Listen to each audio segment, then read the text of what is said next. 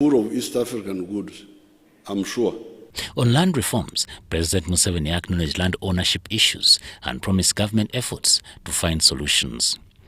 He announced an upcoming executive order barring military involvement in land matters.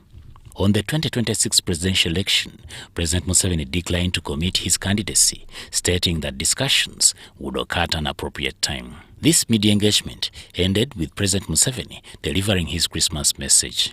In his message, President Museveni emphasized Uganda's unwavering stance against external pressure regarding the Anti-Homosexuality Act. The economy will grow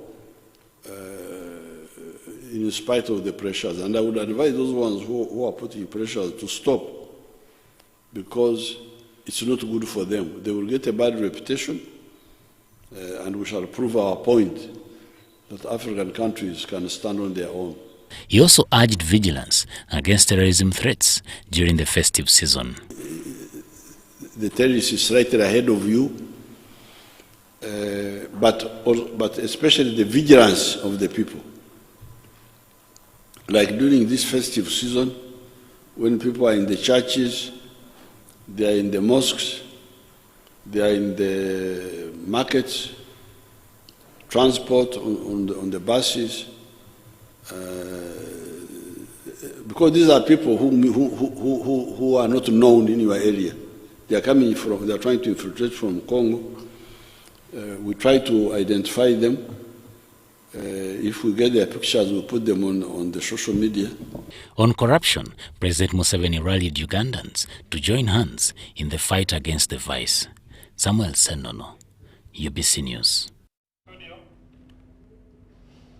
Now, government of Uganda and the faith-based foundation bodies of education institutions in the country have reached a consensus on availing land for the establishment of public schools and education institutions within the country. Now, this follows the negotiation process that began in February 2023, and this meeting was at Nakasero, and it was attended by a team from the Attorney General's Office and the Ministry of Justice, as these details entail with us. During a meeting chaired by the First Lady and Minister of Education and Sports at State House Nakasero, the representatives of the different faith-based organizations agreed to enter into a memorandum of understanding with government to ensure that the land where public schools are located will be titled in the names of these schools. The MOU is scheduled to be signed in January 2024. One of the immediate beneficiaries of this agreement will be the $150 million Uganda Secondary Education Expansion Project, which will construct 116 new seed schools and renovate and expand 61 already existing schools. We have had many meetings, both at the political level and technical level, to resolve this matter. This requirement for land titles has, since its advent, been misunderstood and misrepresented, portraying government as if it's attempting to grab the land. But I must say government has no other intention but to secure land for education purposes, and I trust that all of you now really know that. The minister assured the meeting that the land titles will be registered in the names of the public schools to ensure that they are standalone entities, while the faith-based organizations will participate in the governance and management of these schools in accordance with shared values. She urged the faith-based founding bodies to be comfortable to work together with government for the good of the schools. Please be comforted to know that those values are not going to change. The people may change, but those values will stand. That's why we always want to work as partners with faith-based organizations, because we want our children to keep those roots. And so please be comforted. We just need to create a degree of trust amongst each other. Yeah. If government is going to borrow $150 million to invest in schools, you really, friends, you need to trust government with at least the request that the titles do exist. We would require that the titles be given in the names of the various schools. All the schools that we are dealing with, the governance, the faith-based organizations where they exist, participate in their governance and their management. Whereas government is leading, the governance of these schools is given by the management committee on which the faith-based organizations participate. Archbishop Kazimba Mugalu thanked Mama Janet Museveni for the relentless effort over this critical matter and concern for the well-being of the children and development of the nation. Yes. Specifically, we are interested in 3 areas.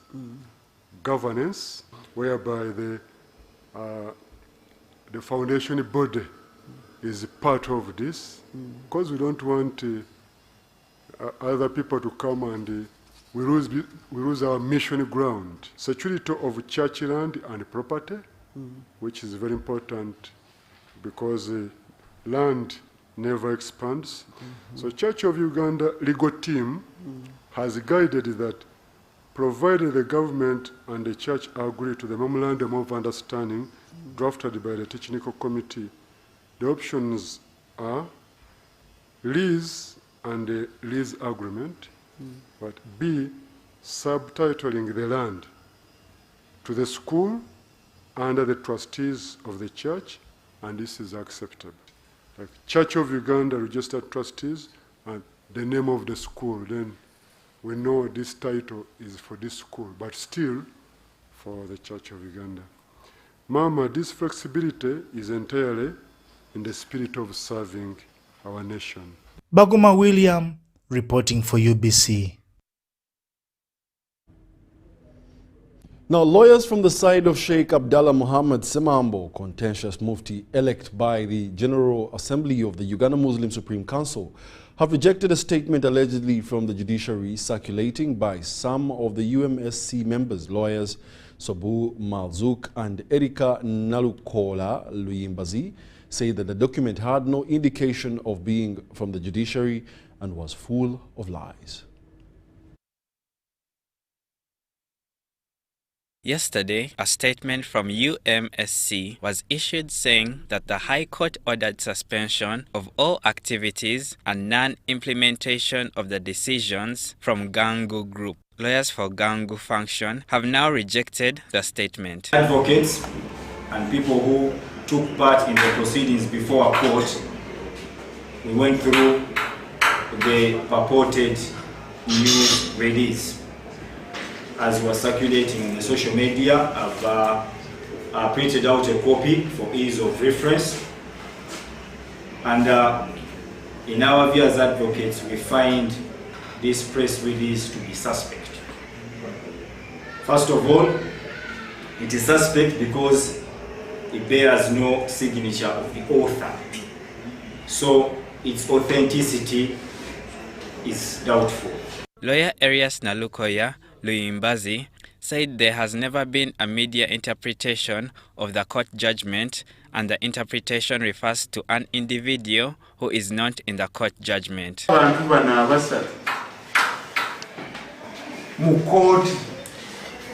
Era abantu bano betuwogerako kaakano kuba n'ekiragiro kiraba gyekiri.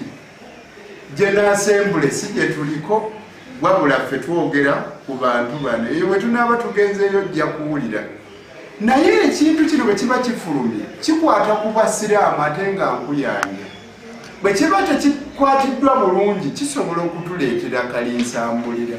He said the document does not have the signature of any court or a judge, which further leaves holes in it. Not signed, so its authenticity is in doubt. That is issue number one. Then issue number two, if the judiciary is to interpret any document, any decision, it should be in pari materia with the ruling and the orders of the court. What appears here in this purported press release doesn't appear anywhere in the ruling of the Honorable Justice Alexander Konge. Even so, the document has been seen on X because it is a court tweet, which adds confirmation that the document is a court document. They said they would write to the Reformed Court from vacation complaining about the process. Saying the judiciary, we are not condemning the judiciary in any manner. No, we are saying what we have here what has been circulated is suspect, because the ruling and orders we have speak something else, and the press release as it appears purportedly speaks something else. So you might find this is a document where someone sat back at their home, they got the log of the judiciary and wrote what they believe suits their circumstances. Jamil Sekaja, Mashamiro for UBC News. Undernutrition, also known as malnourishment, is a health condition caused by the body's failure to utilize food eaten, resulting into stunted growth or body wasting. According to the 2020 Global Health Statistics Report, approximately 149 million children under the age of 5 years were estimated to be stunted, and 45.4 million children were estimated to be wasted, and that means too thin for their height. Additionally, 38.9 million children under the age of 5 were overweight. Now, these conditions significantly impact the labor force, leading the Sasakawa Africa Association to initiate community campaigns to educate Ugandan farmers about proper nutrition for a healthy lifestyle.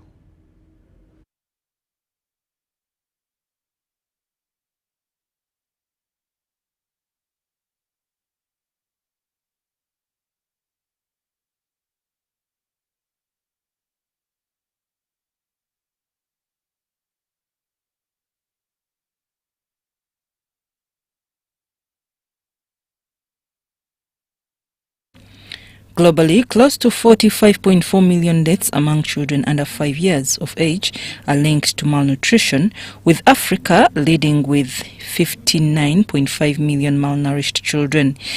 The situation in East Africa is dire, with an estimated 39%, which is 23.1 million of children experiencing food deficiency syndromes, followed by West Africa with a 30% malnutrition rate. In Uganda, 3 in 10 children below the age of 5 years are stunted, while about 3.5% of children below the age of 5 face body wasting. The main challenge lies in inadequate information about preparations and rations for a health diet. In nutrition and how to feed, it is not about only knowing the right proportions, but it is also knowing what should you cook. Are you cooking one type of food, or are you making sure your food is diverse? So it is about eating the right food in the right time, in the right proportions, but also eating the right amount. While Uganda is making significant strides towards food security and income security, improving livelihoods is still in balance, as many households remain unhealthy due to poor feeding. These farmers plant a lot of food. We have been taking them through how do you cook the food you have farmed. How can you make sure that the nutrients are not lost? Because you find sometimes people cook food and it is left on the stove for hours. The vegetables become brown. So we are teaching them how to make sure you don't lose any nutrients. Realizing this global health concern, the Sasakawa Africa Association has launched Nutrition Day campaigns. Nutrition experts are traversing villages, training communities on how to prepare and eat nutritious foods. People have food, but eating it in the proper proportion is the challenge. And how often should they be eating these food groups? That is also has been a challenge.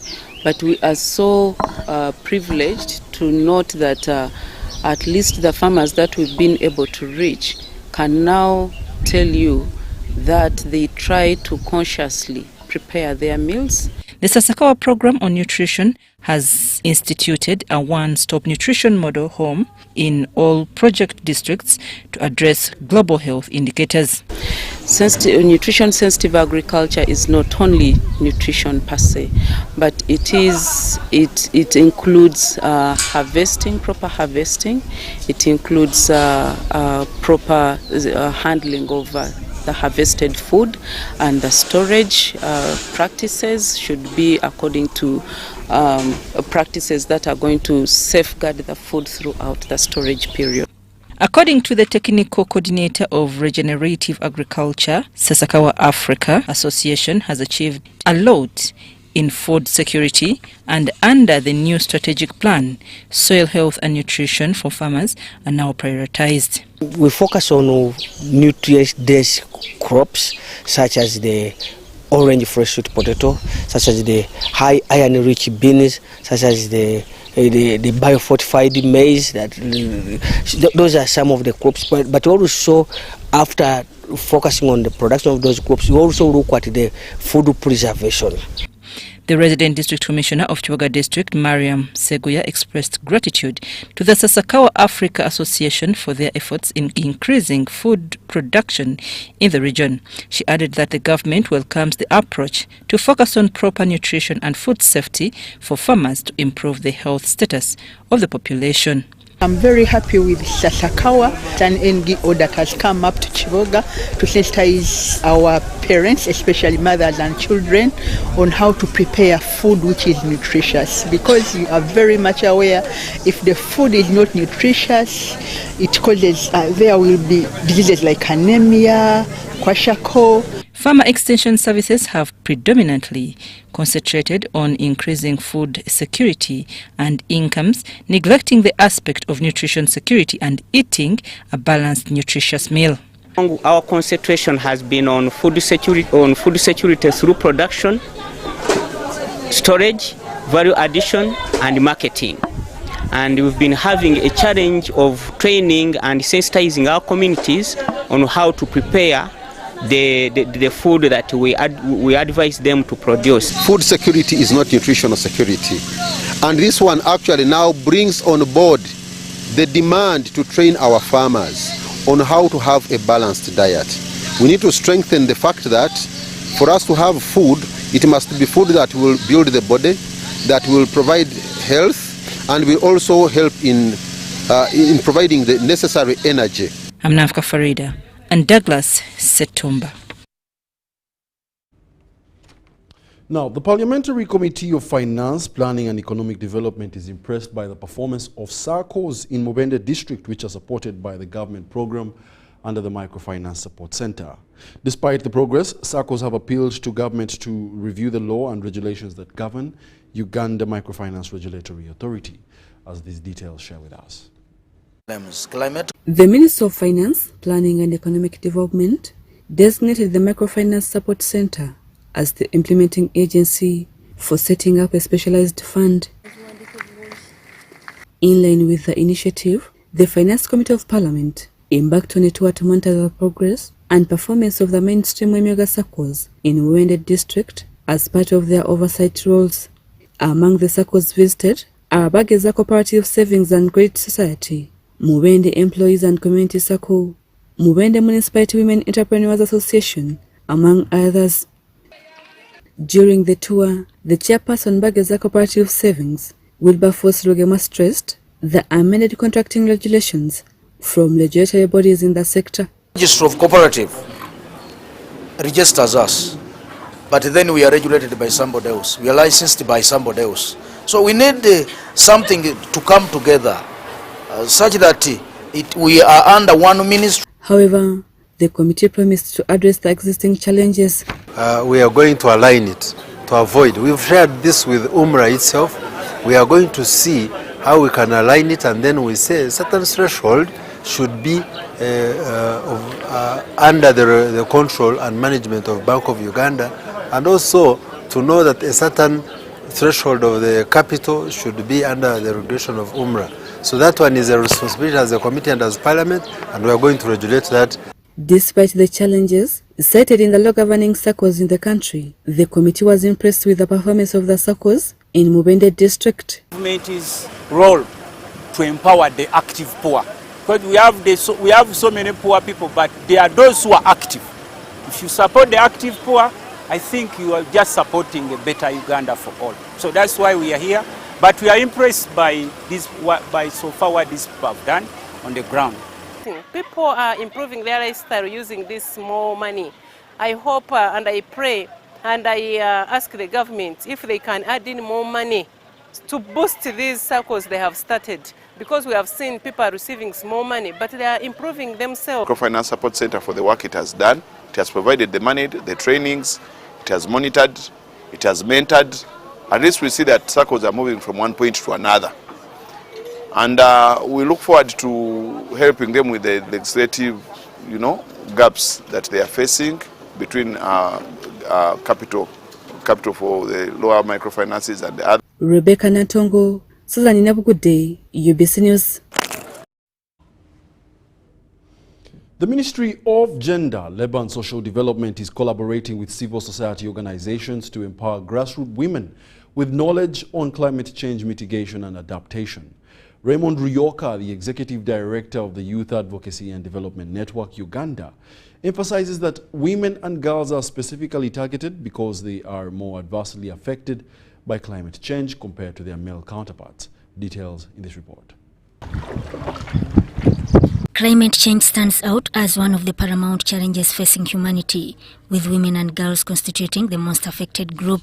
The Youth Advocacy and Development Network Uganda, in partnership with the Ministry of Gender, Labour and Social Development, is actively involved in educating women and girls about climate change, its impacts and strategies for mitigation and adaptation. The Youth Advocacy and Development Network Uganda is currently implementing the promotion of inclusive participation of women and girls in leadership for environment sustainability project.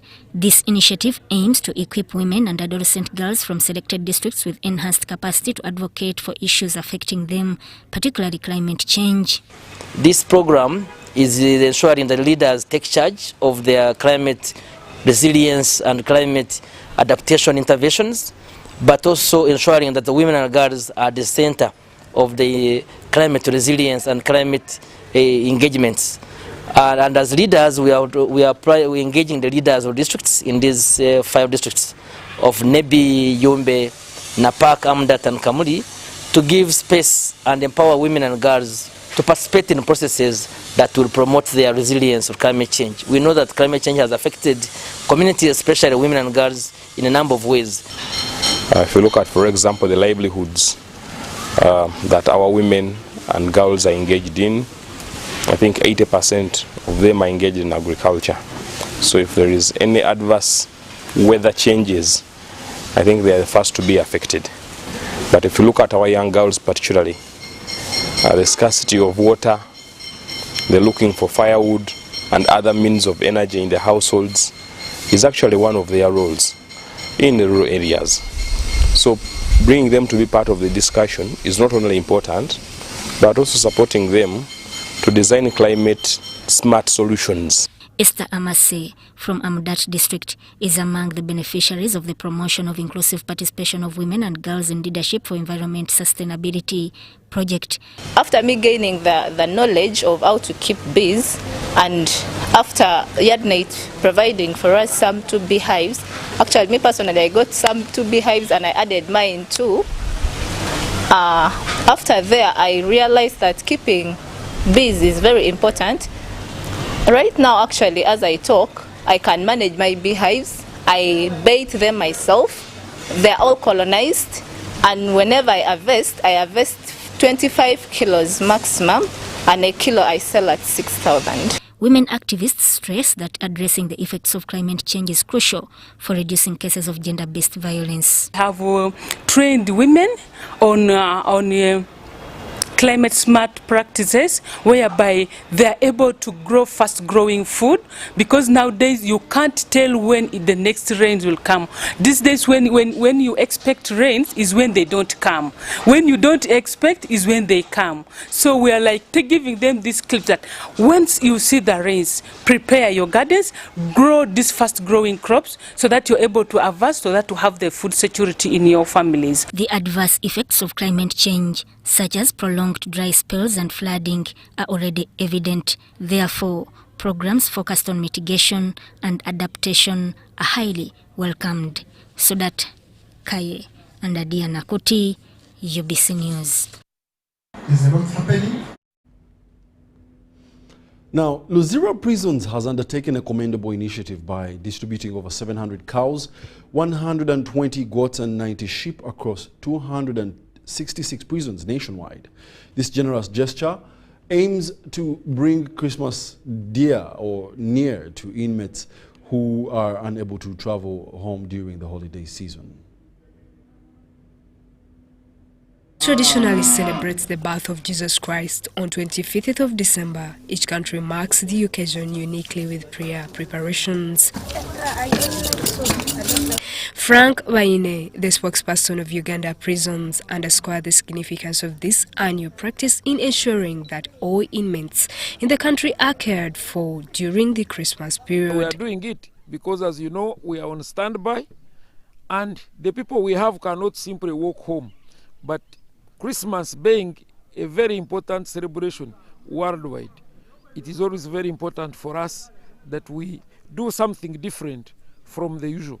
And that's why at least all the inmates, all the staff and our families will enjoy Christmas with Christmas meat plus the other packages like rice and the like. However, he assured the public that the slaughtered animals underwent thorough testing by doctors to ensure their safety. To make sure that the meat that is consumed by the staff and the inmates is good meat. And of course, you know, even with the existing situation of foot and mouth disease and anthrax, to avoid that, that's why we have to subject every cow that is slaughtered has to be subjected to inspection. And if it is found to be not palatable according to the professionals, then that one has to be destroyed. Addressing nutritional preferences, Waine mentioned that inmates who abstain from meat will also receive suitable alternatives. Yeah, there is always a provision. There is fish. I wouldn't say chicken is in the upper end, but there is normally fish for them. The OCs are instructed to make sure they are catered for, and the OCs are facilitated to ensure that all those who don't eat meat actually also enjoy the same way others are enjoying. With a prison population exceeding 76,000, along with over 14,000 staff and an estimated 90,000 family members of staff, all are said to enjoy Christmas courtesy of Luzira prisons. Normal prayers will be conducted in various prisons across the country on Christmas Day as part of their celebrations. Justin Nakami, UBC News. The Banyachigezi communities are set to convene on Wednesday, 28th December in Ruchiga district to commemorate this year's annual convention, placing a major focus on reflecting on the highs and lows of 2023 and strategizing for the upcoming year, 2024. This is Dr. Andrew Torehehi and Dr. John Bahana, both members of the Banyachigezi Uganda chapter. The association acts as a union of Banyachigezi communities. This organization, the International Community of Banyachigezi, was formed way back 2003 out of concerns of Ugandans originally from Kigezi sub-region that were spread all over the world, what we call the diaspora. And the ideas came from US and Canada, and from there we felt we needed to have a Ugandan foundation that was going to drive our objectives, which objectives basically are to help our communities in the Kigezi sub-region. Founded by the late governor of the Bank of Uganda, Emmanuel Tumusiime Mutebile, the association was registered in 2003. Celebrating 20 years of existence, the chapter has been spearheading various community activities every year. According to the initiators, the focus is primarily on fostering bonds among the Banyachigezi residing in Uganda and around the world. We welcome all Banyachigezi from wherever they are, so it's going to be our guest of honor. The host of the convention is none other than Right Honorable Dr. Ruhakana Rugunda, who is now the Senior Presidential Advisor and previously Prime Minister of this country. This year's annual event for the Banyachigezi will take place in Ruchiga district on 28th December 2023. We rotate around the districts. So we've been to not only Kabare, we've been to Kisoro, we've been to Kanungu, we've been to Rukunjiri, and now we are going to be in Ruchiga, whereas the other year before the COVID we were in Rubanda. So the convention basically brings all over Nyakigezi from wherever they are, largely the ones in Uganda. But if there are those who are in diaspora and are able to come, yes, they also are very welcome. The convention will host a variety of community-based activities. The convention that will be in Ruchiga will focus on a number of activities. There will be football, a marathon, there will be a medical camp, and there will be a launch of the Paulo Ngorogoza scholarship scheme. Beyond the annual celebrations, the association is extending a helping hand to those in dire need within the region. We do have students who are needy but talented. These are important because the youth are the future of Uganda. We need to empower them such that they can help us to push the country forward. But what is the dream of this organization? One, it helps in acting as a platform for socio-economic development, and also it also helps in promoting unity and development of Kigezi at large. I'm Navka Farida and Vincent Wamundu. Now, Minister of Kampala, Hajat Minsa Kabanda, in collaboration with Starbucks Uganda, has donated over 100 gas cylinders and assorted items worth millions to local leaders in Kampala. During the distribution, Hajat Minsa Kabanda encouraged leaders to carry out their duties diligently, emphasizing the importance of avoiding idle talk and actively educating the public about government programs. Now, the Christmas package delivered by Kabanda is a gesture of goodwill and support to the leaders in Kampala. I was born here. This is Senate 2. I reside here. And I've been here for over 30 years. So I'm so grateful to be here with my family. With me, I have Chisanja here, coordinator Skilly, Mr. Josh, the chairperson of NRA for the LCs, and I'm so privileged to be here today. I take this way to thank whoever has assisted us in donating these things. Starbucks, 4 points, and I'm so grateful. And these are the leaders of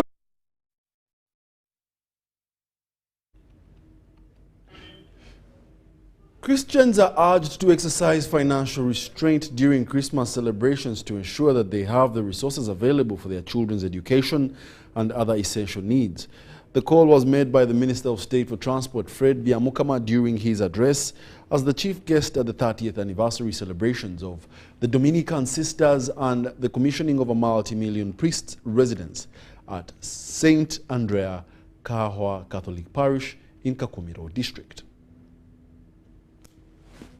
As Christians approach the celebration of Christmas next Monday, residents near Mpondwe border are urging the government to strengthen security to ensure a peaceful celebration. They specifically emphasize the need for thorough checks at churches, suggesting the introduction of detective machines to identify potential security threats.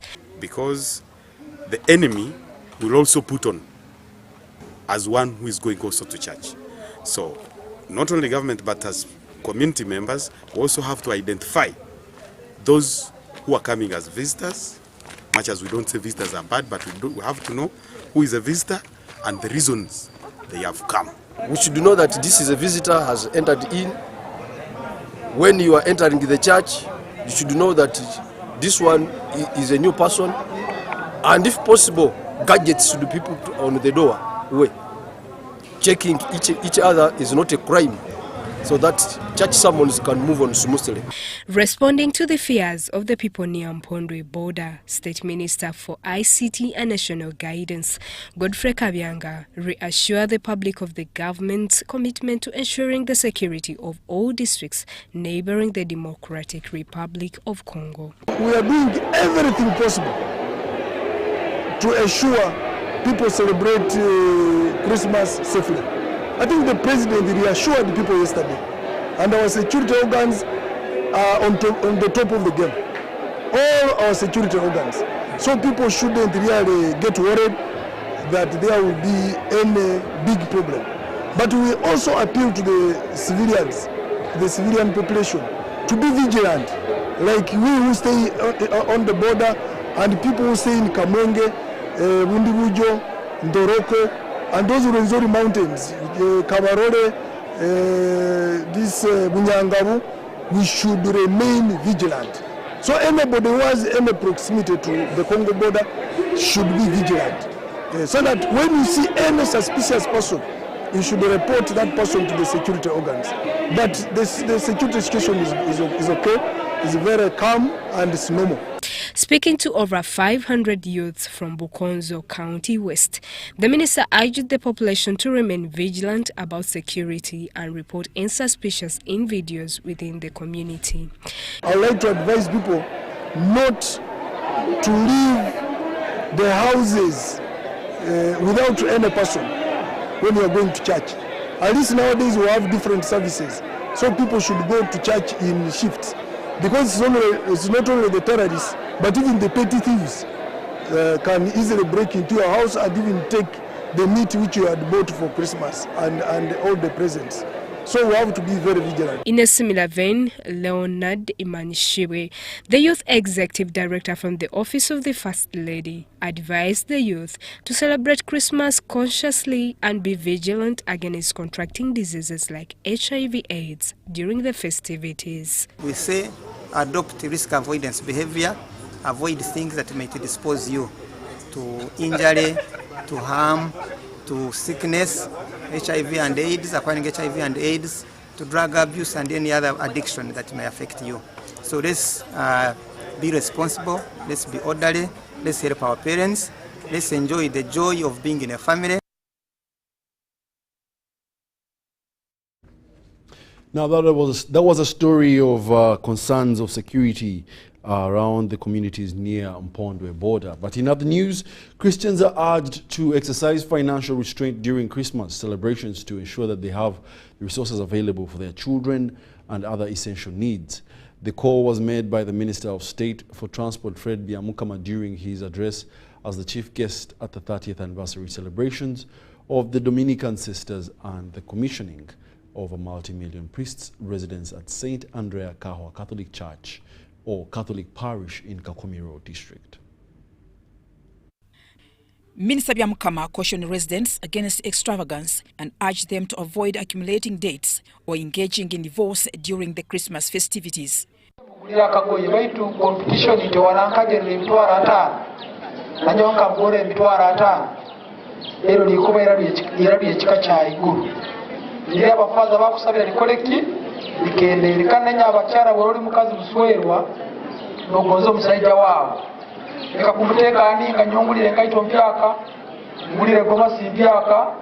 minister pledged to rehabilitate some dilapidated roads in Kakumiro Town Council, Nalweyo and Chikwaya sub-counties.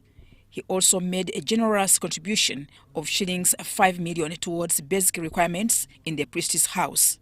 Meanwhile, Right Reverend Bishop Vincent Chirabo of Hoima Catholic Diocese, in his homily message during the anniversary celebration, expressed gratitude to the Dominican Sisters for their projects and commended the hard work of Christians. The bishop confirmed 1,000 children and consecrated a multi-million priest's house at St. Andrea Kahwa.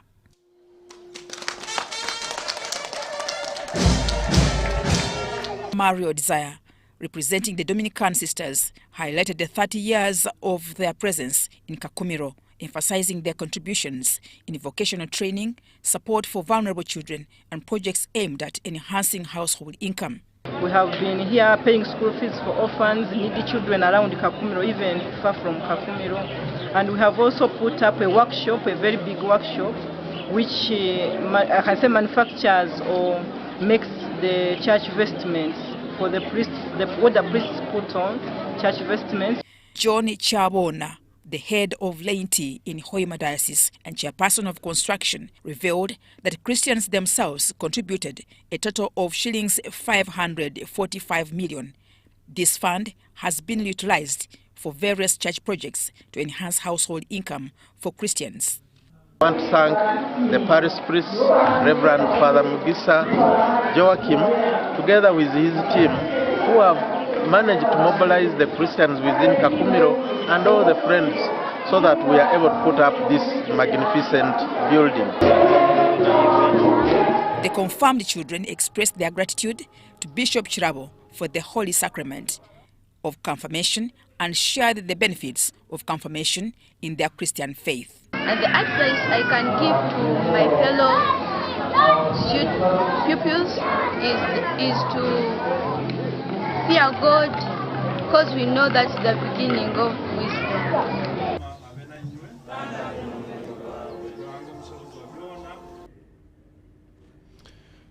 In this Christmas season, Christians are urged to seize the opportunity to reconnect, come together in love, and contemplate the renewal of their relationships with Jesus Christ and others. Senior Pastor David Malimu, delivering his Christmas message at Mountain Movers Church in Chanja, emphasized that Christmas revolves around salvation. God calls upon Christians to reevaluate and reflect on their spiritual lives during this festive period. Who came to save the world, to redeem me and you. Now, Jesus is for all people because he's God and he's God for all people. Whether you are born again yet or you are not yet born again, we believe that this is a season that the Lord is still calling upon each of us to reconsider and reflect on our spiritual lives.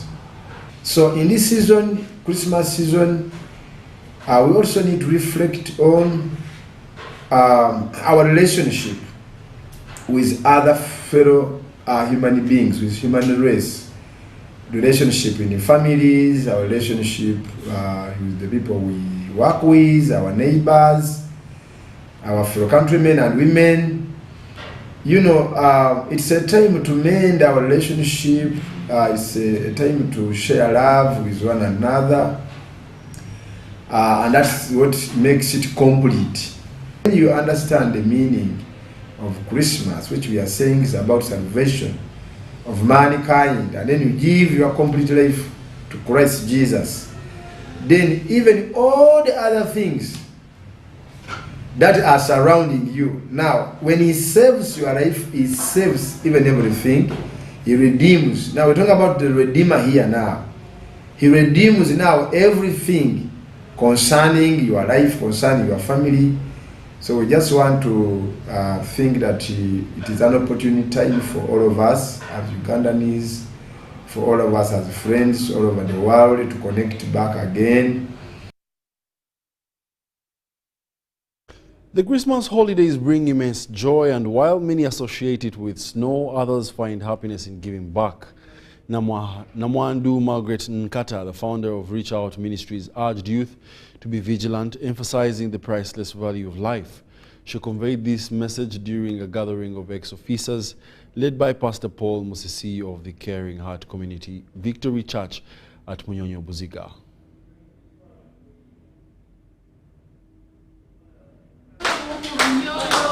During every Christmas holiday, Reach Out Ministries dedicates celebrations to the disabled, needy, orphans, widows, and the elderly. This year, they extended their wishes for a Merry Christmas to all Uganda Cranes players at Reach Out Ministries Church in Munyonyo, Buziga, Nation Zone.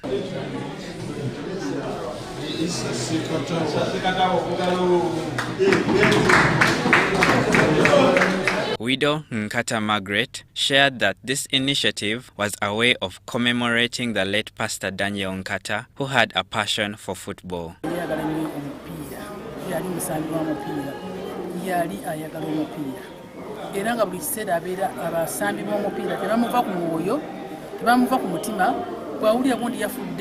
Nagenda nazika nawereza amagogo bwana kubagiza ngawuli omutima okuyayana. Namwandu Nkata also reminded people to cherish and value their lives during the holidays. Njanga abasinga bandi bagenda nibagenda batya abasinga bafasirina abasinga obuli bafasirina abavuka mbakubiriza bannange mwekuume mu biseera bino naddala ebyokusanyuka musanyuke nga muwerekamu nga mumanyi nti waliwo akasiriimu mwegendereze obulamu bwabwe obulamu bwe bugagga. The son of the late Gideon Carter expressed joy in sharing with his father's friends, emphasizing that helping those in need is a tradition they hold dear. We provide what we have, and we call upon all those that are willing to join us to come on board. Let's support our former footballers. They used to promote Uganda, so let us come together and join hands and promote and give back to them. Pastor Paul Musisi, the leader of the Caring Heart Community Victory Church and chairman of FFI, stressed the importance of fostering relationships for the country's progress. Abasamba mupiira abagusamba okuva mu nsanvu gye bali mu kati so ne tuwogera n'agamba twali mu America then nagamba naye nsobola okubaako kyenkola era omwaka oguwedde ne batuwa ensako ya miliyoni 7 n'emmere ebyo ne biyamba nnyo abasambi abagusambako. Jamil Sekaja and Marsha Miro for UBC News.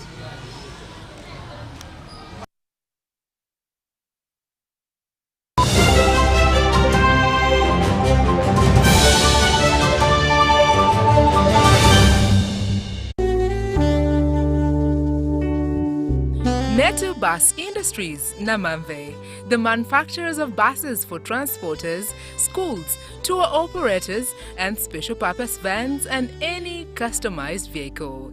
Metu Bus Industries offers a range of buses known for safety, comfort, and reliability. Depending on your needs, a bus can simply be a point A to point B people mover with just seats, or a special design that includes power outlet, Wi-Fi, television, refreshment center, and any other specification. Buy your buses from Metu and support industrialization of Uganda. Contact us on 0788 118586 or 0782 030303. Email us metuafricabus@gmail.com.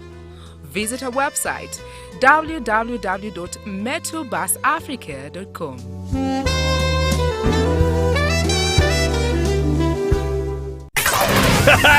It's super fast internet.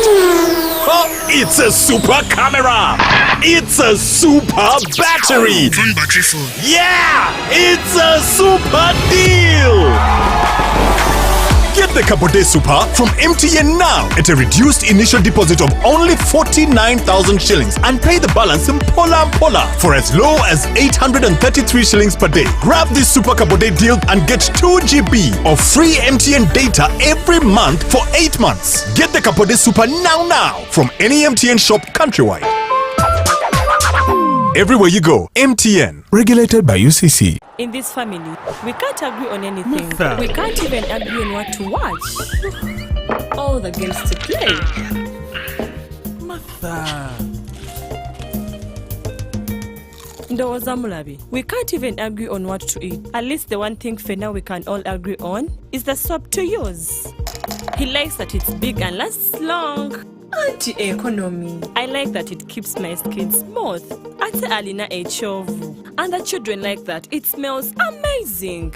Everyone is happy. Movit soap comes in 4 fantastic flavors. Movit family soap is truly soap for the whole family. Movit. All day confidence.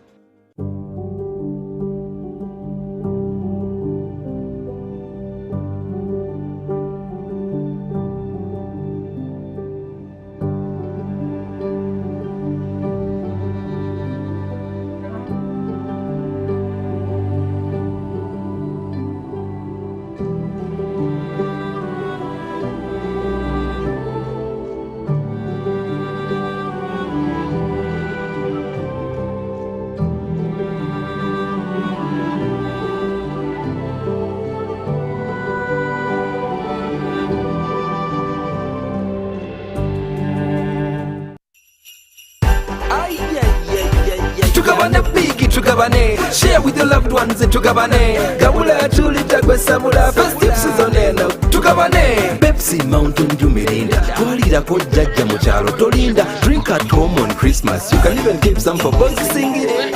Tugabane big tugabane. Flavor for your loved ones tugabane. Big meals ne memories sabula festive season eno tugabane.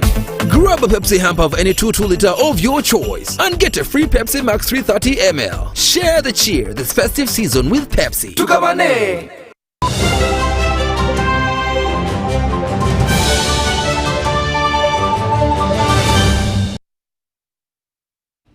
Welcome back. You're still watching UBC News Tonight, broadcasting live from Nile Avenue. Now, the increasing number of needy expectant mothers in Luwero district, especially in Zirobwe sub-county, and among them are the teenage girls, have worried political and religious leaders in these areas.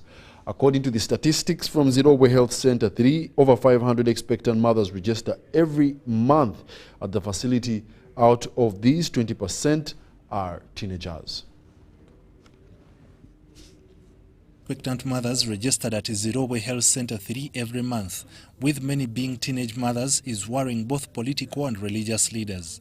According to the statistics available at Zirobwe Health Center 3, expectant mothers who register at the facility every month are over 500. Of these, 20% are teenagers. Pastor Ernest Buyondo of Family Fellowship Christ Church in Zirobwe has started a campaign drive to help the needy expectant mothers with mama kits. Here in Zirobwe giving out mama kits to pregnant women.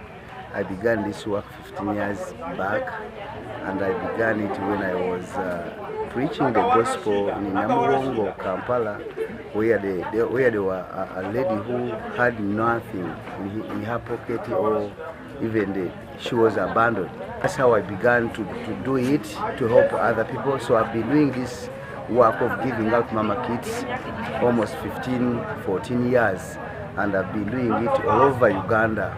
You find me Paida, Zeu, Zombo, you find me Gulu, you find me everywhere. So I've been doing it to help the pregnant mother. Imarach Pascal commended Pastor Buyondo and Dr. Muyingo for the support given to expectant mothers. Most of us, we copied this habit from Dr. Jesse Muyingo. He's always giving people help, giving the old people help. Now for us also, through our friends, we are also emulating the same behavior, which is good for our people. And also, leave alone this, we are also giving people reading glasses. Over 300 people are going to benefit reading glasses today. This is free of charge. So we thank our friends like Pastor Buyondo, who has given us this today. And we also thank whoever is willing to come and help us, to help our pregnant mothers. Come, you are welcome. This is Zirobwe Town Council. But what do the expectant mothers say about the support given to them?